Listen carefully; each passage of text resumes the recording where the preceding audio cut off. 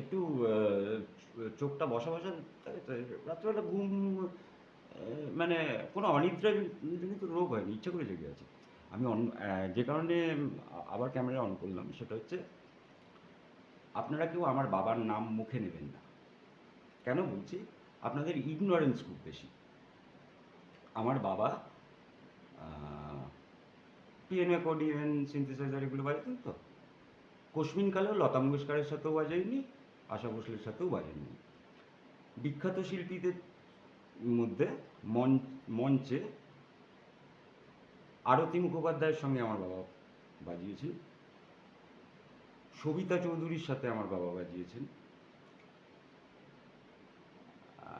শ্যামল মিত্রের সঙ্গে আমার বাবা বাজিয়েছেন। একবার কিশোর কুমারের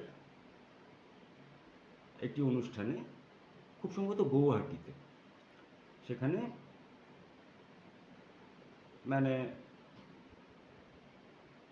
একদম পেনাল্টিমেট আওয়ারে কারোর সাবস্টিটিউট হিসেবে আমার বাবা অ্যাকর্ডিয়নিস্ট হিসেবে বাজিয়েছিলেন। কিন্তু আমার বাবার নাম মুখে নিতে বারণ করলাম কেন?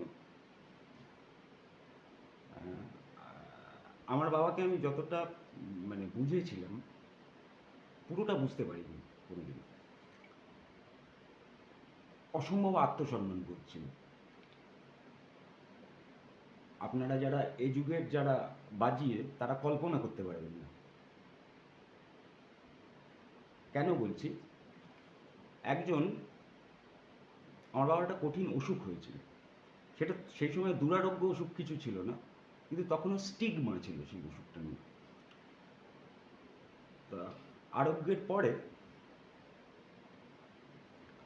আবার যখন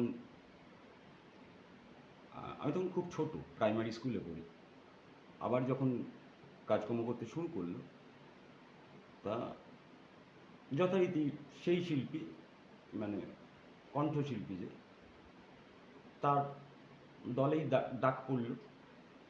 সেও বাবাকে খুব কদর করতেন। একটি অনুষ্ঠানে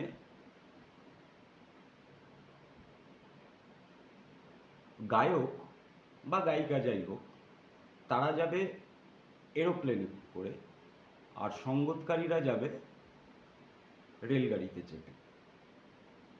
এই যে বৈষম্য আর কি, একই একটা ইউনিটের মধ্যে, এটা আমার বাবা মানলই না।